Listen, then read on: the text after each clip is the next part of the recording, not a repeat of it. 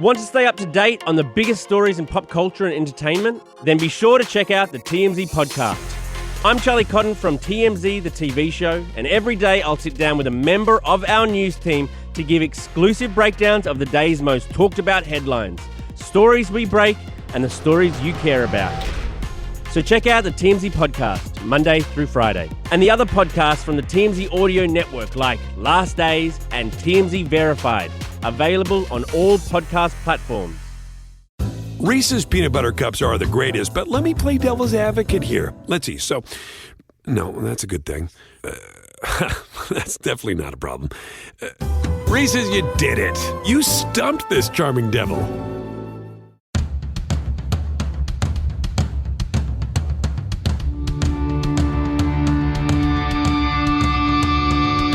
Hey, what's up? This is Sully from Godsmack. Strap on those boots, baby, because you are now in the trenches of the war room with the one and only Mistress Carrie right here on the Mistress Carrie podcast. What's up? This is Joe Rogan, and you're listening to Mistress Carrie. Her hair so lovely, pretty eyes. Hey, this is Brent from Shinedown, and you're listening to Mistress Carrie. Hey, Carrie, go put your bra on, girl. Hey, this is Steven Tyler, and you be listening to the baddest bitch in Boston, Mistress Carrie. What's up? This is Aaron from Stain, and you're listening to Mistress Carrie. Hi, everybody. This is Dave Grohl from the Foo Fighters, and you're listening to the one, the only Mistress Carrie. Hey, this is David from the band Disturbed, and you're listening to the baddest bitch in Boston, Mistress Carrie. Hi, Bruce Dickinson here from Iron Maiden. Yes, indeed, Miss Whiplash herself, Mistress Carrie, is here to unchain your brain. Hi, this is Flea from the Red Hot Chili Peppers. You're listening to Mistress Carrie. This is Dennis Leary. You are listening to my favorite, Mistress Carrie. Hey, this is Corey from Stone Sour, and you're listening to, you have the privilege of listening to Mistress Carrie. Oh, God. Oh, yeah. Hey, it's Mistress Carrie, reporting for duty from MCHQ for episode 168 of the Mistress Carrie podcast. And before we get to this week's guest, Jimi Haha from Jimmie's Chicken Shack, I want to let you know what's new in the online store at mistresscarrie.com. Are you a fan of those 70s era 3/4 sleeve retro baseball jerseys? You know, the white ones with the colored sleeves and collars? Yes, I love them too. And that's exactly why there are new Mistress Carrie black and purple ones in the online store. They're super soft. They feature the black and purple Mistress Carrie Flames logo. And whether you want to go old school black sleeves or add a little more purple in your life and go purple, they're both available in sizes small to triple extra large. Just go to mistresscarrie.com and check out the shop. Just click the link in the show notes of this episode. This week, my guest is Jimi Davies, otherwise known as Jimi Haha from Jimmie's Chicken Shack. He's a singer, a guitar player, a painter, a magazine publisher, a husband, a father, a world traveler, and so much more. And as the band gets ready to release their new album, Seconds, he and I sat down to talk about his love of his home state of Maryland, why so much amazing music came out of the 90s, growing up Generation X, and what it's like to be a parent now, specifically a girl dad. We also talked about what makes up his genre of music, Mutt Rock, balancing his career as a musical artist and as a painter, the band's future touring plans, and so much more. Jimmy's an all-around creative guy, and you can tell he absolutely loves creating music and art. It was really cool getting to know him and hearing about all of the things that he's got going on. So, allow me to introduce you to Jimi Davies, otherwise known as Jimi Haha from Jimmie's Chicken Shack. Hello, Jimmy. Thanks for coming on the show. It's my pleasure. Thanks for having me. Can you tell me which Jimmy I'm supposed to call you? Is it Jimi Haha, Jimi Davies? Like, you can call me whatever. Jimmy. When? Jimi Haha is my stage name. I mean, yeah. When did Jimi Haha show up? Well, it was actually right around the time we started the band, and I always would growing up, I'd make a stupid answer on a test and I'd write haha. And I always spelled my name like Jimi Hendrix. But so this guy, we were playing pool one day and this guy called for safety, this old Vietnam vet, big guy. and he scratched while calling a safety. And if you know pool, you know what I'm talking about. Anyway, he scratched, and I laughed, and he got really bent out of shape, and he was mad the whole night. And I was just like, whoa, this is so weird. And the next day he saw my buddy. He's like, and he owned this old punk rock shop down in Baltimore in Fells Point. And he asked this guy next time he saw him, he's like, where's your buddy Jimi Haha? So I was like, you know what? I'm totally using that. And it makes for a perfect autograph because I get to write haha on it. I sign all my paintings that way. It's just, I always thought the perpetuating of your name is always a bit silly and foolish. Like, look, this is me and my name. And everybody always thinks the band's named after me too, which is kind of ironic as well. But it's not? No. So when we started the band, there was 3 guys named Jimmie, and we used to call weed chicken. But our buddy, was reading Malcolm X's biography, and he's like, oh man, you should call yourselves Jimmy's Chicken Shack. And we found out, it was this whole cool blues joint that was in Harlem, and Malcolm X used to kind of deal drugs out of there when he was called Red Fox, and Charlie Parker actually worked in the kitchen. It was just this cool, hub of happening stuff that in Harlem back in the day. So it's like, yeah, that sounds like a fun name. And, our sound is kind of all over the place. So yeah, this will be confusing. Well, everybody thought Darius Rucker's name was Hootie for like 20 years, so I guess it just is one of those things. I've called him Hootie every time I see him. What's up, Hootie? One of the things I always ask first is where people are, because I talk to so many artists that are out on the road all the time. Half the time they wake up and they don't even know where they are. Are you home? I'm home right now. Yeah, we fly out in the morning to go play with The Urge and Stabbing Westward and St. Louis. So just doing a one-off with them, it would be a lot of fun. Are you still a Maryland guy? Oh yeah. You can't leave Maryland. Well, that's what I was going to talk to you about. So I have a lot of conversations with artists. Last week I talked to Doc Coyle from Bad Wolves, who grew up in Jersey, but then was successfully able to relocate to the West Coast, which for me as a Bostonian seems crazy. That I feel like right. When you're a Northeast person, your temperament is just a certain way. Are you like that too? Well, absolutely. Everybody's like, why didn't you move to LA? And I'm like, well, first, LA is a silly place. And there's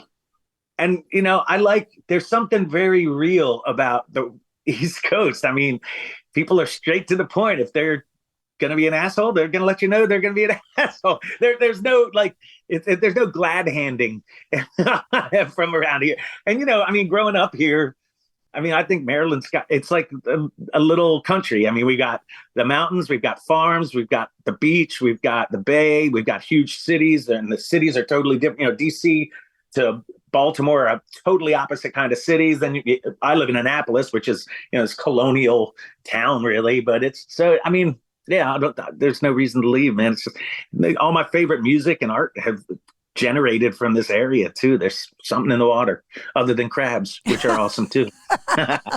It is a temperament thing that I see with a lot of people, that people from the Northeast think we're assholes. Like they think we're angry and mean, but we just are straight up. And I think in the world today, it's refreshing, I would think, to be told what's really going on by somebody that's just like, look, I'm not going to lie to you to protect your feelings. I'm not trying to be mean. I'm just telling you what's up. Yeah, exactly. I'm not trying to win you over either. It's like, you want some honesty? Just go into Baltimore and just hang out a little and ask an opinion. Same thing as in Boston. Same thing. It's all good. Exactly. Yeah, without a doubt. Speaking of Boston, when Jimmy's Chicken Shack went from here to here in popularity, when High just became the biggest rock song on the planet, you guys did a lot of stuff with the radio station that I was at for a long time, WAAF. Oh, yeah. And we did a lot of shows together, and you guys were in town a lot. I think you guys came up and played acoustic in the studio. That time in music was a thing.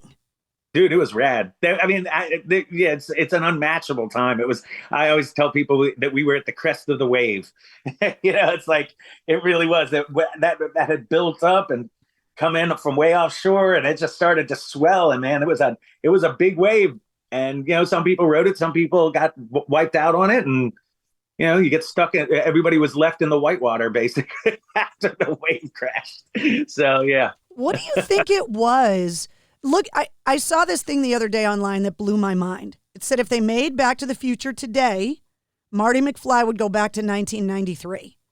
Right. And when I read that, I was like, whoa, like it really was that long ago, because it doesn't seem like that. And people now, younger generations of music fans, are really investigating the 90s. Well, we were like, it's like we were, I mean, I was born in the late 60s. So it's like we were growing up. It's like 60s and 70s was our thing. You know what I mean? The rock music of then.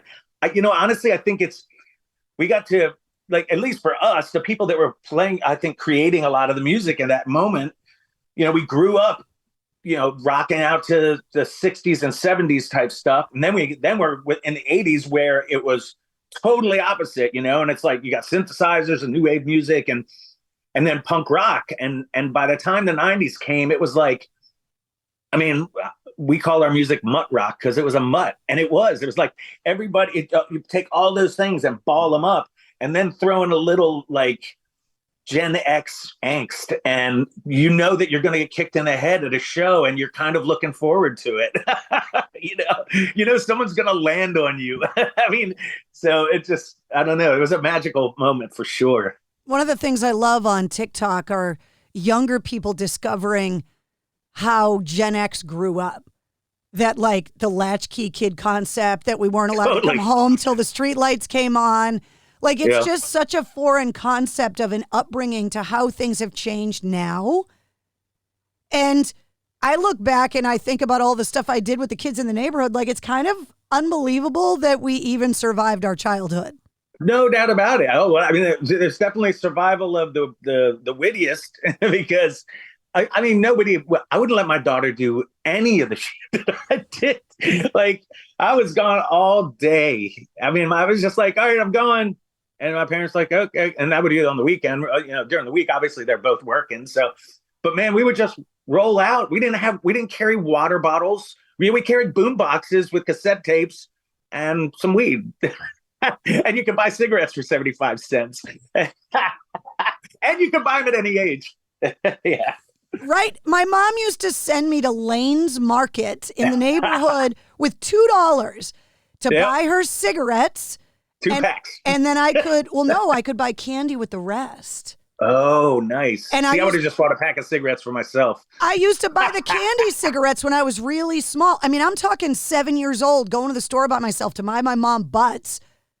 And then I'm buying the bubblegum ones so that I could smoke with my mom. Like, she'd get arrested for that now.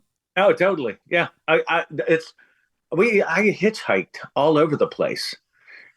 I mean, and there was a couple times where it was sketchy. I almost had to jump out of a couple cars before. There were creeps back then too. But yeah, it's just pretty amazing to think about.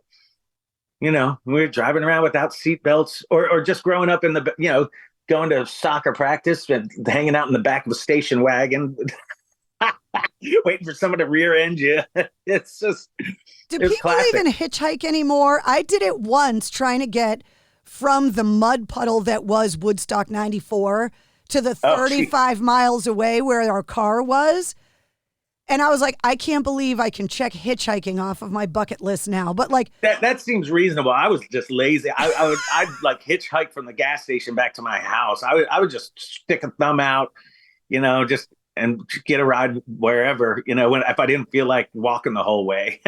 But I mean, even when we were super young, my mom would just give me 75 cents wrapped up in a napkin, of course. And you'd take the Metro bus or I'd hop on my bike and ride, 15, 20 miles to the next town where all my friends lived. And nobody cared. It was, no helmets. We're riding on a BMX bike with, no money for food and definitely no water bottles. I mean, we have all these attachments now. It's like all this necessary stuff that we need to just move about our day with that somehow we did fine without. We left the house with a dime in the little pocket of our kangaroo sneakers and we were like good to go. Yeah, man, drinking out of hoses on somebody's house. You walk up to a stranger's house, you turn on the hose, you drink out of that if you were thirsty, yeah. And if you did have any money, you'd went and played Defender or Joust at the arcade, and blew it on that. So when did the music show up? I always define someone's life in two phases. There's the soundtrack to your childhood, the music that you got exposed to unwillingly, that your parents or your cool uncle or your older brother was listening to. And then you hear something, whether it's a band, a song, an album, and you go, hold on a second, I like that. And that's a defining moment in your becoming an adult, because now you're making decisions about the music you like. So what was the soundtrack to Jimmy's childhood? And then what was it that changed it for you? So, I guess the first song I remember hearing, I was in kindergarten, and I remembered singing just out in the air, and I was swinging next to this cute little girl in kindergarten. I was singing, I Want to Hold Your Hand. So the Beatles was the first thing that I remembered. And then the Beach Boys, and I was in first grade, and I sang an a cappella version of a song called Surfin' in front of our entire school. And then my parents would bust in the room while I'm singing and air guitar, and at like 6 and 7. But then when I was probably about around 10 or 12, I started to play guitar, and then Black Sabbath was my discovery. And then eventually, Bob Marley, and then Bad Brains. So I'm basically ruled by bands that start with the letter B. There's a lot of good ones. Yeah. And I think that's kind of where my music influences really lie. Obviously I love a lot of different other music, but I think I rest safely between the Beatles, the Beach Boys, Black Sabbath, Bob Marley, and Bad Brains. That's a pretty eclectic combination. It's Mutt Rock. The guitar that you started playing, was it something that was around the house because there's musicians in the family, or did you get bought that? So my mom had a guitar, and it was a Yamaha FG75. I thought it was massive. It's tiny. I have it still, and I've had it signed by numerous musicians. My favorite signing is Willie Nelson signed it, where he wore a hole in his guitar, and I've worn away his signature, basically. But I use that in a Do-Right video. It's in the beginning of the Do-Right video. It's just this beat-up guitar. It's got all this stickers and writings all over it. And so, yeah, that was the first guitar I really... See, it bought me a guitar that had like nylon strings, but I never really played it at 10. And it was with a book that was like telling me how to play one note at a time. And I was just like, eh. But then eventually, when I was 12, I started bringing a record to these guys called the Guitar Man, and pay $10 for half an hour, and they'd figure out, Paranoid and Iron Man for you, and show you, write it down so you could do it at home. And so, yeah. So they weren't teaching you like classical guitar stuff. They were just teaching you how to play Black Sabbath. Totally. It was making you interested too. I played trumpet when I was in maybe third grade, and, I've always sang, but it was, once my cousin got a red Fender Bronco for Christmas one year, and I thought it was the coolest thing I'd ever seen. I'm like, whatever that is, I want to do it. And he played Blackbird, Beatles Blackbird on it. One of my favorites. I just thought it was the coolest thing in the world. And he's such a great guitar player and artist. And I started doing art and really, playing guitar because of him. And my grandfather was an artist as well. But it's just, I just somehow I got called to that, thing. I just kind of always pictured myself doing it. I'd air guitar in my room all day in front of a mirror and just be like, I'm practicing for life. Kind of a thing. So when you come from an artistic family and you get to the point where you're like, between the art that you make, which I want to talk to you about, and also the music that you're making because you're playing guitar all the time, did your parents have any kind of hope that you were going to like become a podiatrist or an accountant, or did they just know that you were just destined to be an artist and they were cool with that? Well, yeah, my parents weren't necessarily artists. Like, my dad was, in the Army, and then worked for Ma Bell and AT&T. I was like, my mom worked for the Department of Agriculture. They weren't artists in a sense, but I think they knew something was happening with me. I think when they first started busting in the room and hearing me sing and watching me out of nowhere wanting to do this talent show in first grade in front of an entire school, they were just like, okay, he's got something going on here, a little different. And, by the time I was in high school, I was like, yeah, I'm not going to college. It's not going to do anything for me. I'm not a student. I'm going to play music and do art for a living. And they're like, okay, I guess. I remember I graduated high school. My father, about 6 months later, was like, well, you say you want to do this stuff, but you haven't done anything. And so, what are you going to do? And 6 months later, I brought him a vinyl copy of the record that I made with my first band, 10 Times Big. And ever from that point on, he was never, they never said anything like, what are you doing? That Twisted Sister video. What are you going to do with your life? I actually have a letter from my grandmother, this cute, old Italian, short little Italian Sicilian woman. And my father died, and my first band had broken up, and I'd just broken up with a girlfriend that I'd had a while. And she wrote a letter saying, it's time to get serious now. Your parents have, dealt with enough of this, and, maybe you should, figure out what you want to do with your life. And then we ended up getting signed, and she would be like in her nursing home going, this is my grandson, all psyched about it. So, I think my mom had a cousin who, his name was Lou, and he looked like one of those beautiful crooners, those Italian crooners of the 50s and 60s.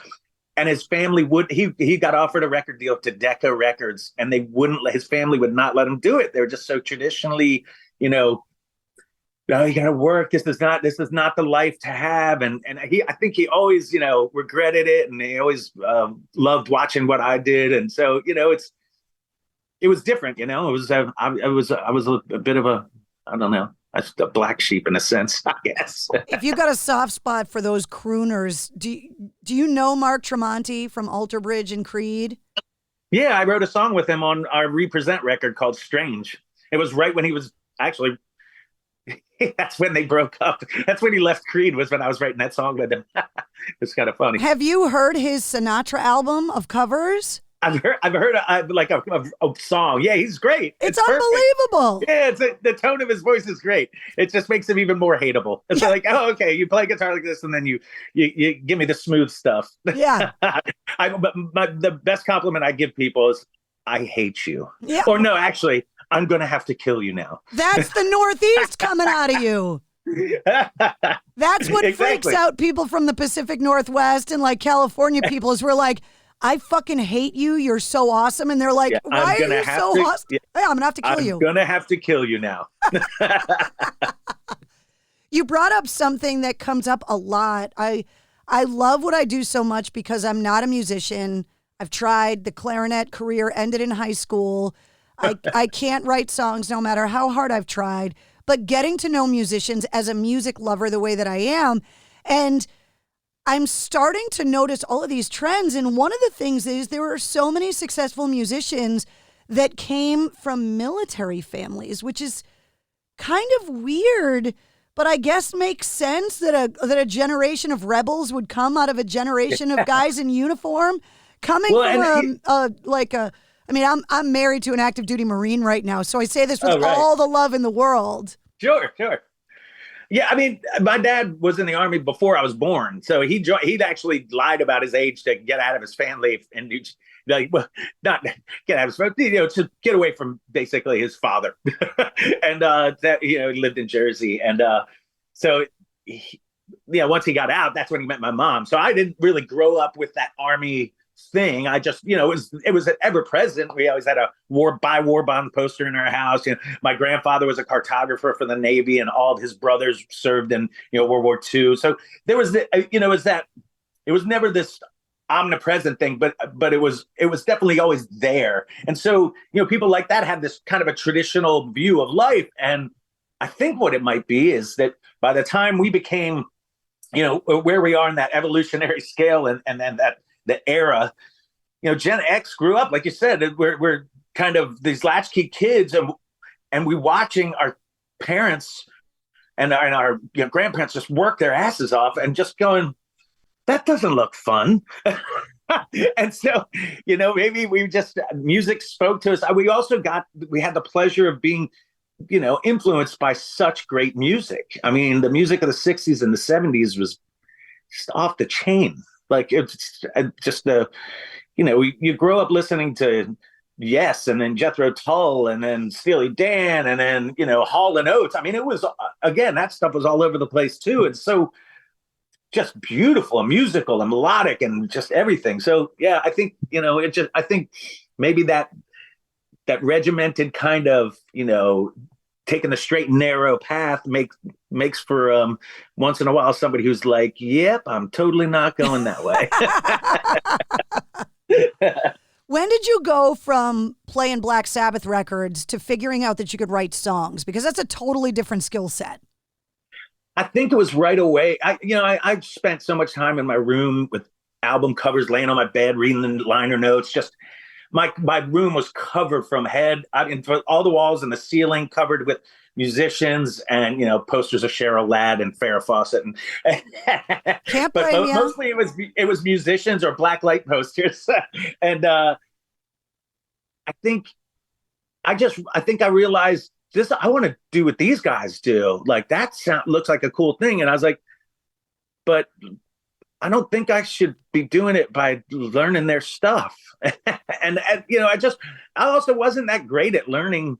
So like playing other people's stuff, I guess I play in a certain way. I don't really understand music at all. I never learned theory. And so it's always been this enigma. It's always been this mystery. And I feel like if I knew it really well, I'd probably get bored with it. And so I just started at a young age. I would always write kind of poetry or words. And when I was playing guitar, I was like, well, I mean, these guys wrote songs. Right? I guess just figure out, put a few chords together, see what my hands do. And then I just eventually just realized that these songs aren't ours. I'm not writing anything. I'm just grabbing stuff out of the air and putting colors to it in certain sections. And everybody's grabbing from the same song. That's how we're all writing. It's like the stuff is ever present in the air and you're just grabbing little pieces and making them visible or audible. You know what I mean? And so then I realized, okay, I just let these songs write themselves, I guess. It's really interesting the way that you describe like the creative process. I talked to Billy Corgan and he talked about how he kind of hears things and these little images get like attached to it like a picture to an email. And like the way that you're talking about kind of looking up and like just grabbing at these little threads to kind of knit something together, to somebody that can't do that seems like such a foreign concept, but it seems to be in one way or another the way that songwriters kind of are. Well, I think so. Picture that there's a floor and there's all these tiles, but they're invisible. And some places there's holes, and you just jump with confidence to find the next one, and they light up as you're stepping into each one. So you're not, and then really, what is stream of consciousness? You don't pay attention to it. You just kind of have to let it happen. And I always tell people, because I think anybody can write a song. I think anybody can paint a picture or make a piece of art. And so when I work with kids, I'll be like, look, there's two rules to being an artist. One is embrace your mistakes. It's the most important rule. It's like, because we're so judgmental of ourselves that, oh, this lyric is stupid, or this chord sounds mundane, or, or this, I'm not painting this exactly how I perceive I want it to be. But if you just accept your mistakes and know that nobody fucks up like you do, then you exploit them like they were intended. That's the second rule. Embrace your mistakes, exploit them like they were intended, and ta-da, you're an artist. You're a musician, So it seems to be something, especially going into the recording studio as a band with a producer, the concept of working through the 99 bad ideas to get to the one good one. Yeah. And being able to kind of have the trust and the ease of the people that you're being creative with to like be able to just throw the spaghetti at the wall, not care if you look like an idiot, hoping that one strand is going to stick, and that's the one strand of brilliance that you were looking for. Well, yeah, I mean, that's the whole thing. I don't like reliving the past. I don't listen to live recordings. I don't necessarily like going in the studio.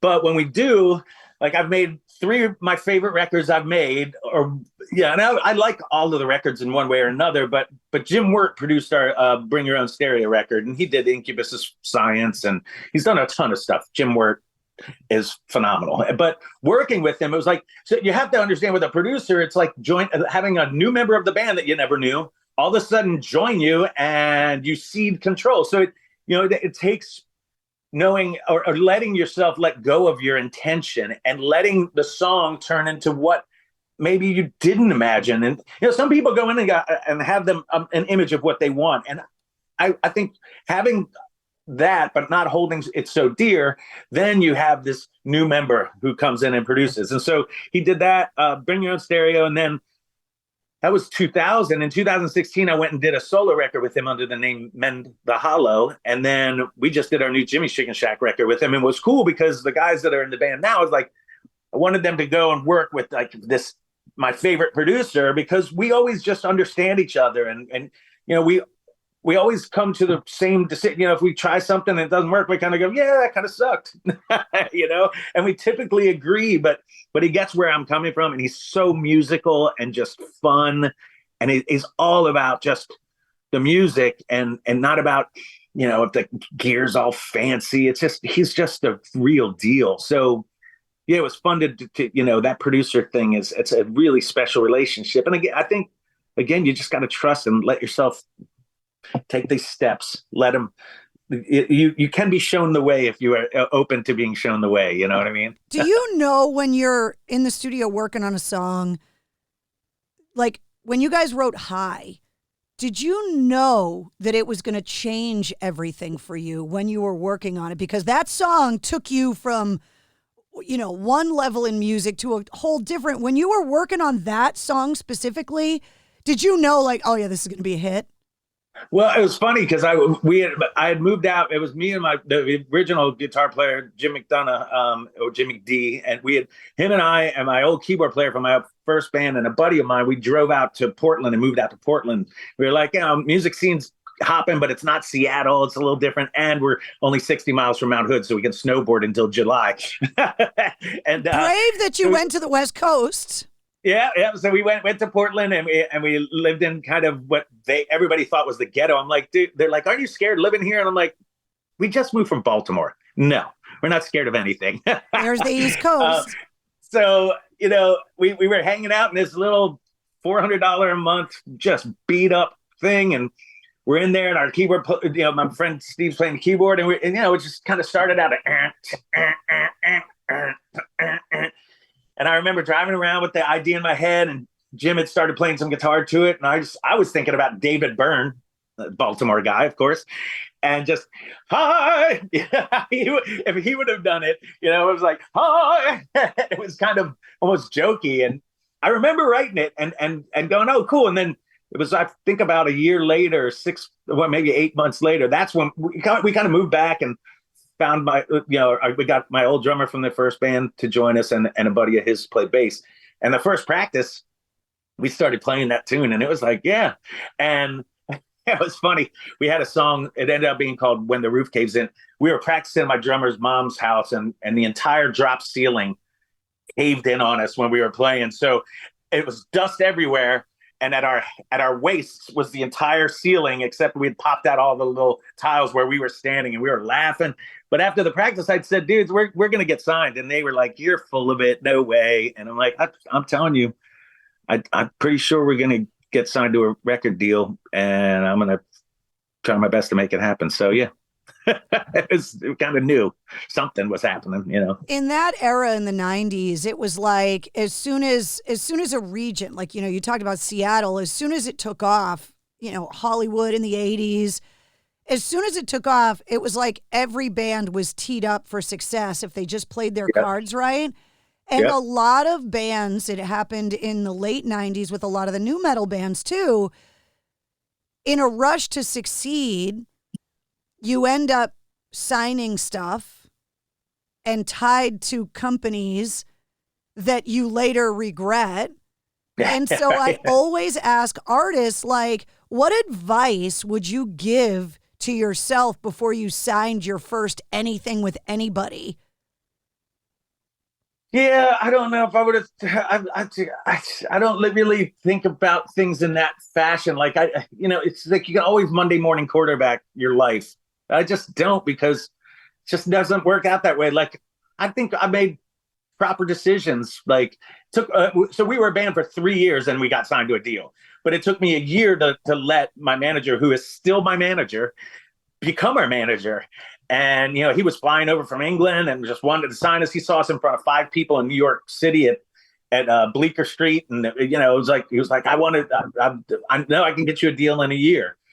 And he did. So, and we signed a good deal. I mean, it's unfortunate what happened to the industry, but I can't blame that on us signing that deal. That I blame that on so many things. I mean, we watched Napster happen, and we watched all the record labels fold, and somehow we survived through all of that. But we always had a different A&R person for every single.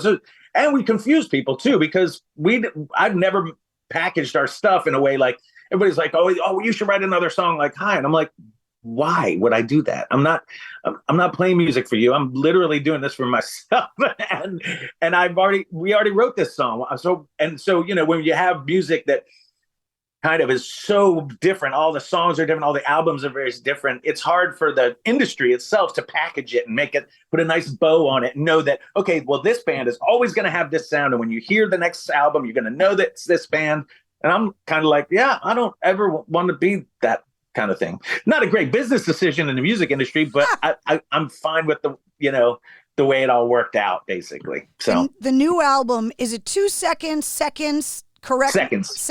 Yeah, okay. Seconds. Yeah. So the new album, when I went and listened to it, there were all of these, and I love you describing it as Mutt Rock, because there were all of these little tones. And like I said, not a musician, but I heard everything. Obviously, I heard Jimmy's Chicken Shack, right? Sure. But then all of a sudden, I was like, was that the Monkees? And then I was like, wait, was that Radiohead? And then I was like, wait, is that REM? Like, there's all of this stuff, like, in these little flavors in the music that it just kind of gets thrown in this pot and boiled together. Mutt Rock is really the only way to explain the band. It is. It's funny. My manager's always like, if you could tag a thing, it's always good. And he actually coined the phrase "new romantic," which is amazing. And I mean, his history in music is, we could have an entire 2 shows talking about my manager. Like the stuff that, I mean, he would play drums on Video Killed the Radio Star. It's like cool stuff. But what was it? What were we just talking about? I just lost my brain. Talking about all of the flavors in the music. Well, this is why, I mean, this is my favorite record we've ever made. And I was never able to say that for every record we made. I wasn't like, this is my favorite record, the best record we've made to this point. And I like them all for different reasons, but this one is my favorite one for a lot of reasons. One, we weren't making it for there was no label involved. I was back on my own record label, Foul Records. 2, it was like, I felt compelled to make a record. We hadn't made a record in years, over a decade, and it just came in a really cool, very collaborative way. Like our new single, Throwing Caution, our drummer started the song, and we listened to a lot of Britpop on the road. Listen to Stone Roses and Charlotte and UK, just driving around. Mighty Mighty Lemon Drops, whatever. And he started writing a song about his wife wanting to go out during COVID, and he was drunk at 2 a.m. in his studio, and I'm like, dude, this is a great little hook right here. And I was like, I'm going to finish this song. I was like, it could be the catchiest song we've ever done. And so it was neat when we would put them all together.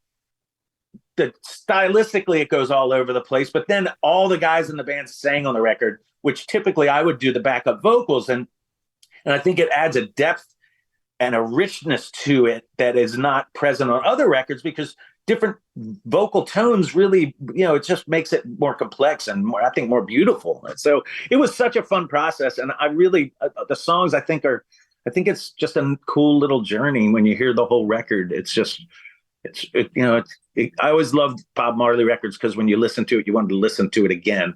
Partly is because they were short and there was usually 8 to 9 songs on it. But they were always like 30 minutes to maybe 40 minutes at the best. And this just ended up being a 35-minute record, So it was like kind of cool. For as much as COVID sucked, it was really good for rock music, because we're in this renaissance of rock music right now that so many bands were able to either be inspired to create a distraction from how much the world sucks politically, COVID, all of that, or bands were able to funnel all of that angst into really kind of politically driven protest kind of stuff. Either way, whatever side of the coin you're on, there's so much amazing rock music coming out of this COVID/post-COVID time. It's crazy. Yeah, I mean, for me, I was just, when that hit, everything, like, I publish a magazine, I paint, and I make music, and everything shut down except for me being able to paint, basically. And so then I started doing couch concerts every Wednesday, which was fun and something to look forward to.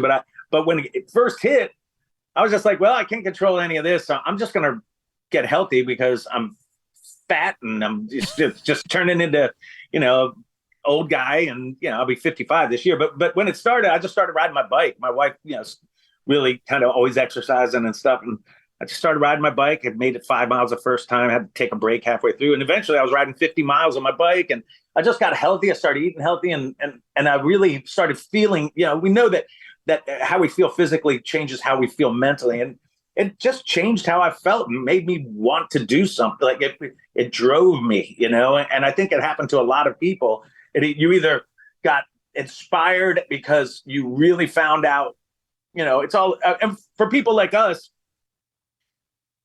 COVID was just like, okay, here it is. Here's another thing we got to deal with. And you know what I mean? It wasn't like we had these typical jobs and these normal regimented lives that were upset. It's like, nope, just another variable in my flying by the seat of my pants kind of a thing.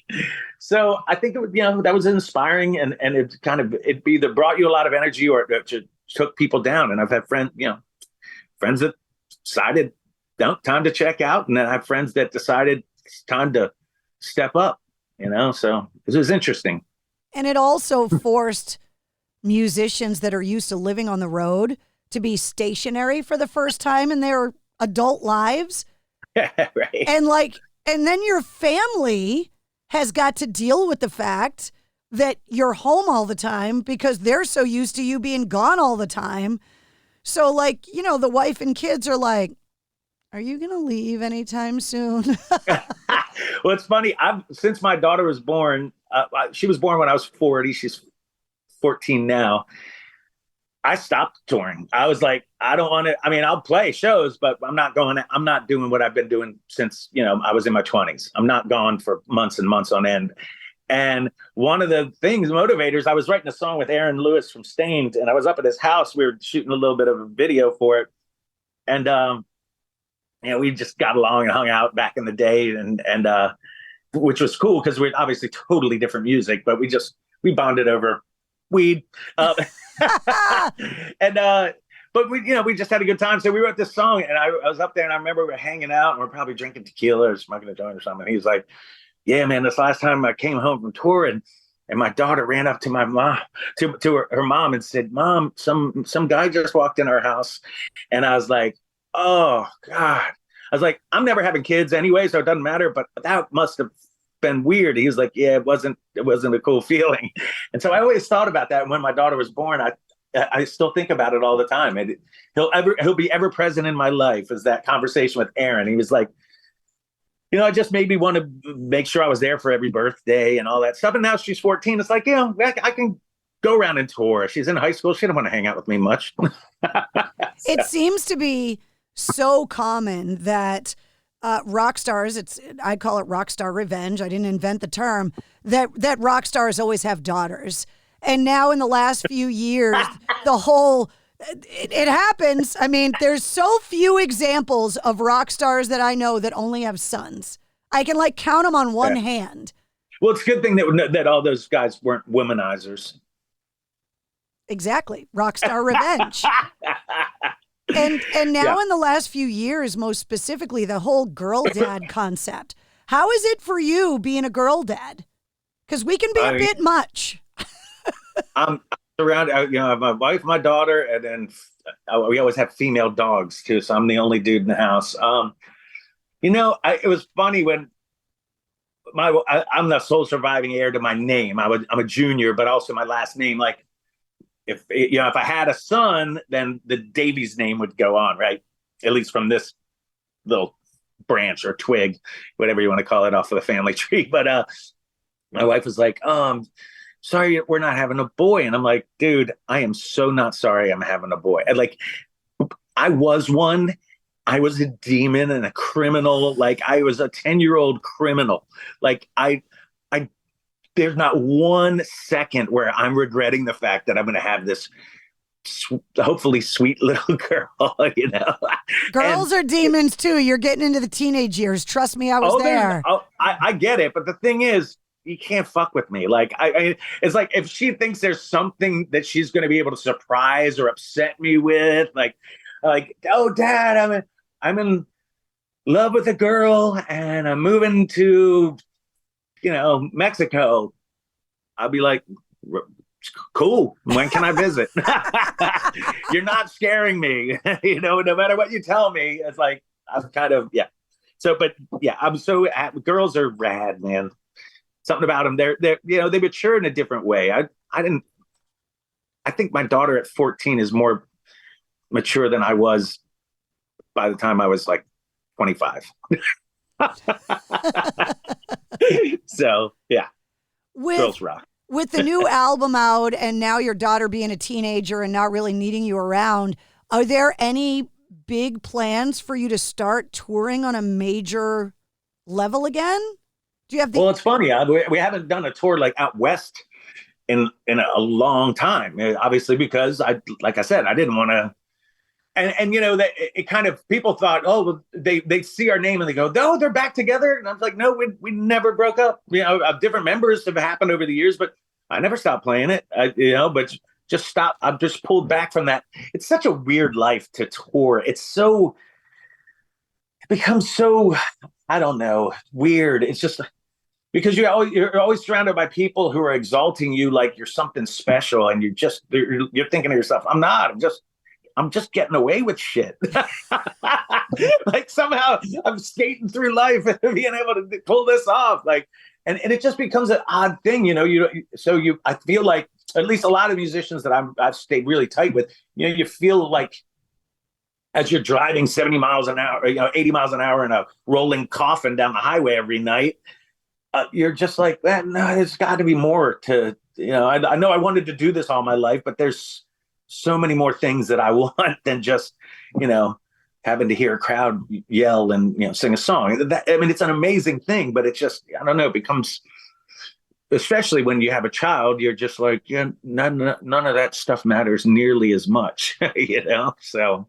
And you're one of many, many musicians that has also found a successful way to be creative as an artist. And your artwork is so quirky and cool and different. Like I was going through your website and looking at like the stuff you're doing with like pennies and like making like mosaics out of guitar picks, but like your artwork is amazing. Oh, awesome. Thanks. Yeah. I think once you let yourself accept your mistakes and then you exploit them like they were intended, and you get something from that, because whenever you finish something, there's a morale booster within yourself. But then also if somebody enjoys it or relates to it, then it's another thing. So I think people that are creative like that, they're creative on a lot of fronts, because that's you're pulling your finger out of the dam, it's like that water starts to flow and then it just starts to gush if you let it gush. So, and I forgot, actually, we are going on tour. We're touring out to California. We're back to what we were talking before. We're doing our first tour out to California in many, many years. We're going out with friends of ours. They're in a band called Ballyhoo. So, and they've been traveling around a lot, younger guys, and they crushing it. And I was like, dude, we'll come out and open for you. And he was like, really? I'm like, yeah, I'm not like, oh, my band's been around for longer, I'm not opening up for it. I'm like, dude, come on. We'll go. So yeah, and we've got a bunch of our own shows. So I think middle of September we leave and we get back towards the end of October, and it'll be fun.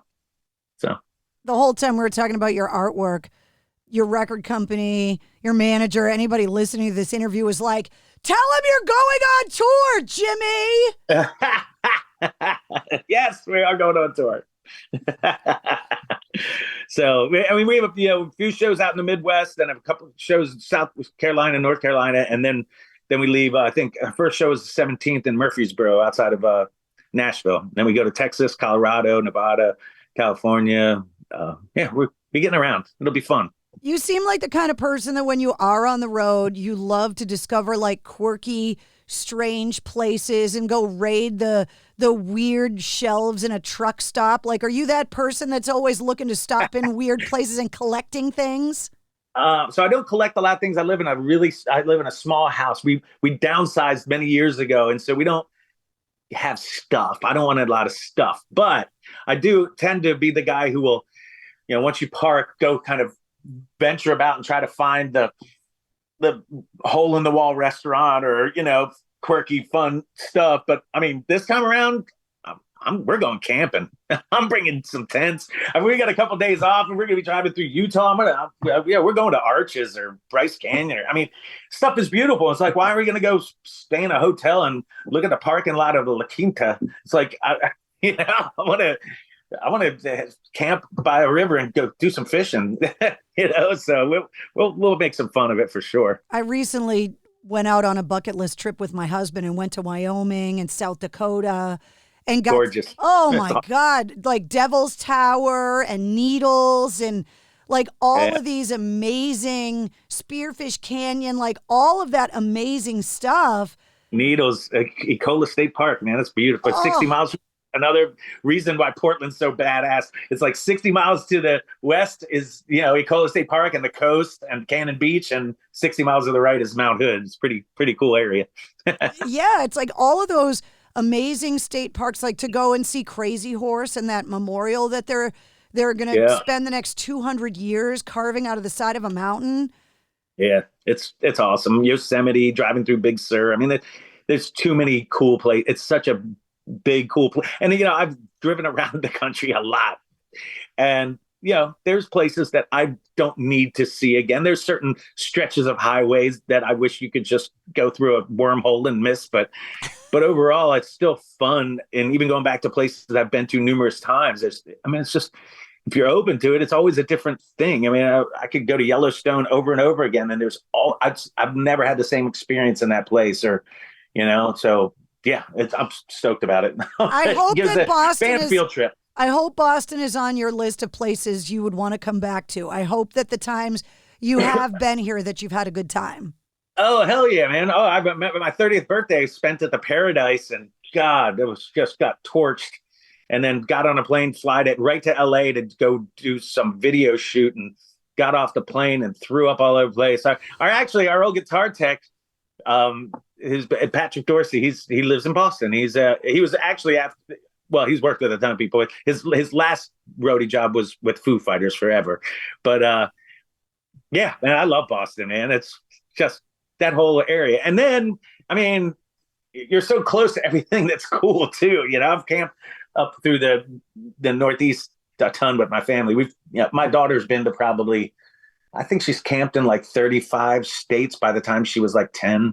So we like to get around and dig in to the goodness. Is there a place in the world that you still look at as like the bucket list trip, like the destination that you absolutely have to go to, camping or not?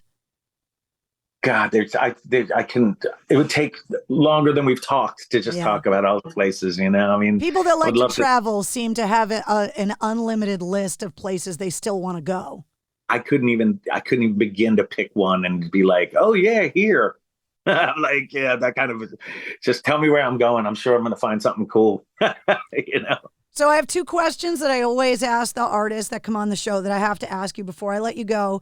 The first is my songwriting question. So we talked about, your kind of method for songwriting, but rather than ask you a favorite band or favorite song or favorite album question, from a songwriting perspective, is there a song that you look at as the perfect example of the definition of songwriting as a craft? A song that you covet and wish that you wrote yourself, but then you got to tell me why that one. God, man, there's local musicians from Annapolis that have written songs that I wish I wrote, like a ton of them, or albums that I'm like, you think of. It was funny. We were mixing my solo record, Mend the Hollow. Tom Lord Alge was mixing it down in Miami, and I was with him. We finished mixing it. I'm like, this is the best record I've ever made. I was just loving it. And he's like, you want to hear something cool? He's like, and he puts on a quadraphonic remastered version of Dark Side of the Moon. And I'm like, way to ruin the moment, first of all. way to like make my record sound not great. But but they must have been in the studio going, who can fuck with us? Like, we are badasses. Like, that, if they weren't feeling that while they were making that record, just going, yeah, we're fucking brilliant, then I don't know what's real. Because I mean, that kind of a record, or like Steely Dan, Asia, what a perfect record. Bob Marley, Kaya, front to back, those records, all of them, like Toad the Wet Sprockets, Dulcinea, like, just so, I mean, there's a record by a band, it's called Skip Hop and Wobble. It's Jerry Douglas on dobro, Russ Barenberg on acoustic guitar, and Edgar Meyer on stand-up bass. There's no vocals or anything. It's just a beautiful thing of music, and I'm just like, those records, they just last in your head, and you go, wow, yeah. There's so many, You talk about like Pink Floyd and that era of them recording. I went down this like crazy rabbit hole over the last few years of watching like music documentaries. Did you see the one that Paul McCartney's daughter made about Abbey Road? It's called If These Walls Could Sing. Oh, I don't know if I have. I'll have to look into it, because I've seen a bunch of Beatles things, and they're always just like, yes. Oh, the newest thing that came out when Paul was writing the song, and he was in the studio. The Peter Jackson series. Right. So when he was writing that song, Get Back, it's like, that's how you write a song. That's not how you write a song. That's how you let a song write itself. That's how you accept it into you, and somehow, it's a jarble at first, and then it starts to take shape. It's like, sculpting something. It's like blob of mud, and until eventually you've shaped it a little, and sometimes you can go too far. It's like sometimes you just got to let it be rough looking. But yeah, that kind of stuff, it's magic. That was so weird to watch, because how it ends. Like, we all know what the song sounds like when it's finished, and watching him, to use your analogy, kind of pull those threads out of the air to put that song together, it was like, that's how it happened? Oh, yeah. Well, I think every songwriter saw that, and or at least songwriters that write in that way, because there's some people that write and they focus on writing. And it's an anomaly. I don't understand that kind of writing. And people do great stuff that way. I just don't. But I think there are a lot of people like me who are like, yes, there it is. Look at this. It's like one of the best songwriters in the world. And I do exactly the same thing. I don't come up with the same results, but it made you feel like, yes, this is, yes. Just, yeah, there's magic. Well, that Abbey Road documentary isn't specifically about the Beatles. It's about the studio. The studio itself, yeah. It's so cool. Well, there's a great thing about Shangri-La, and how can I'm brain farting. Oh my God, long hair, the guru, he started with Beastie Boys. Oh my God, how am I losing Rick Rubin? Yes, Rick Rubin and Shangri-La. I'm like, how in the hell can I not think of this name? It's a great documentary on that space and how he produces. And it's funny because he just takes naps and lays there and listens. And, he doesn't engineer stuff. He creates an air of comfortability for people to just be who they are, to let those songs happen that way. And so, when he worked with Mac Miller, it just magic happened. And so it's just like he would steer people or not steer people, just realize, let them open their eyes to this ocean that's in front of them. It's a really cool documentary. You'll dig it. And it has that same kind of a feeling, like that it's like that harnessing of what I think is magical stuff. I think it's magical because you're a fan of it. I'm a music fan, before anything. So, but it's really fun to see that kind of stuff happen. Yeah. All right. And I got to ask you the Geezer Butler question to circle back to your love of Black Sabbath.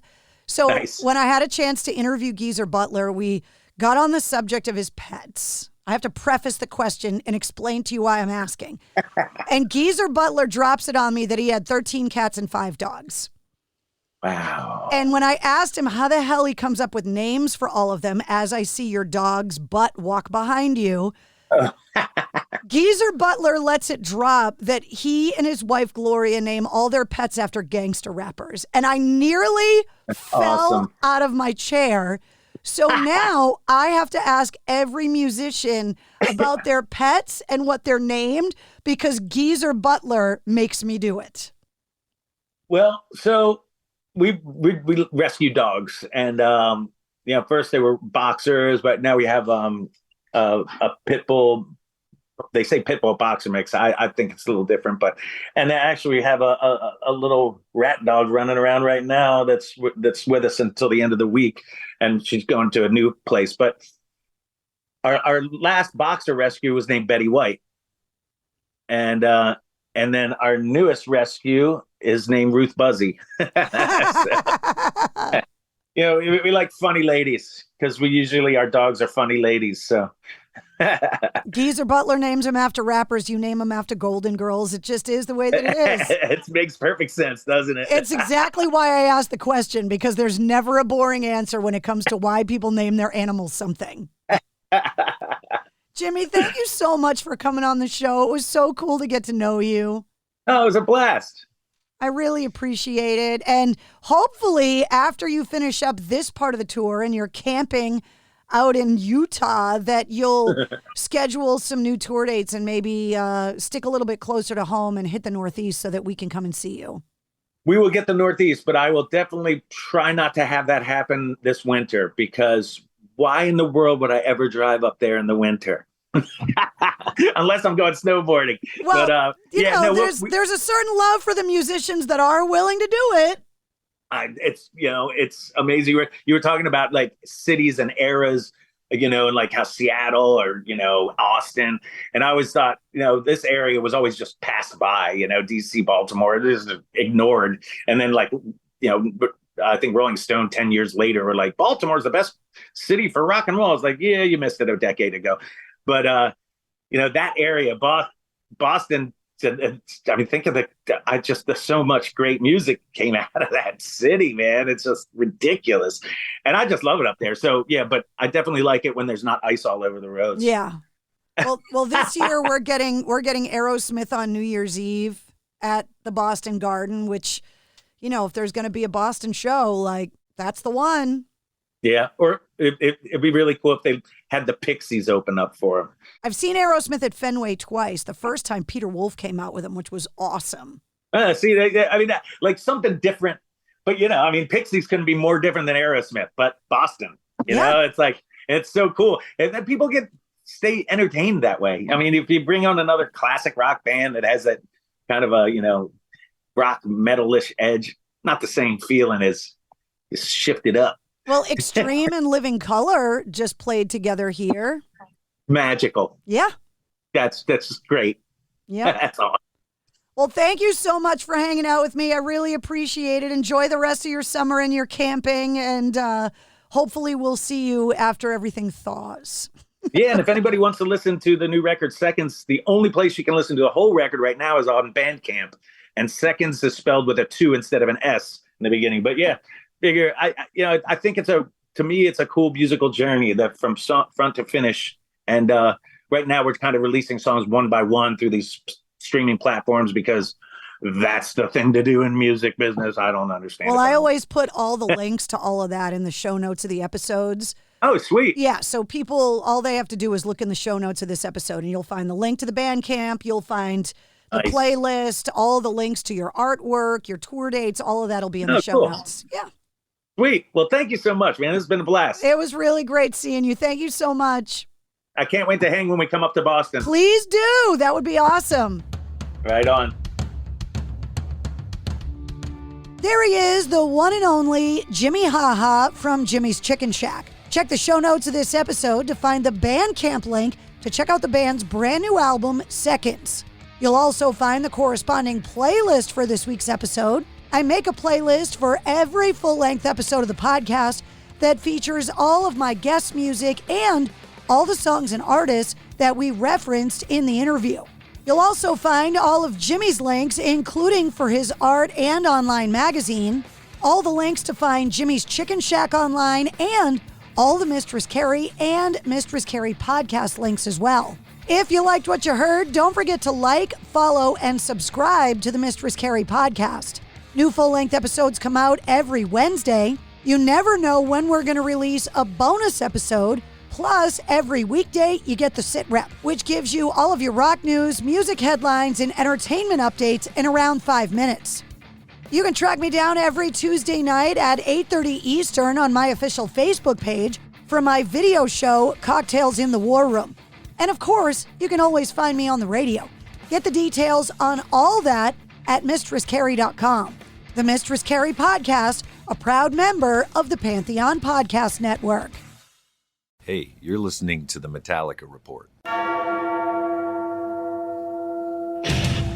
Hey there, podcast fans. I'm Stefan Shirazi, longtime rock writer, editor of Metallica's online mag So What, and now co-host of our brand new The Metallica Report. And I'm Renee Richardson, Director of Philanthropy for Metallica's Foundation, All Within My Hands, and former familiar voice on Bay Area radio. We are beyond thrilled to be bringing you the official Metallica Report, now a part of the world's biggest music and culture podcast network, Pantheon. Each week, we're coming to you straight from Metallica HQ and beyond, keeping you in the loop with the latest news, updates from the M72 tour, and some unique features. Plus, we'll be chatting with everyone, from crew members to band members, and most importantly, to you. It's not just about what we know, but what you want to find out. So, send us your questions and we'll dig up the answers. The Metallica Report will be your weekly insider look at all things Metallica. So let's enjoy the ride together, full speed or nothing. Find the Metallica Report wherever you find your pods. Stay tuned on the Pantheon Podcast Network.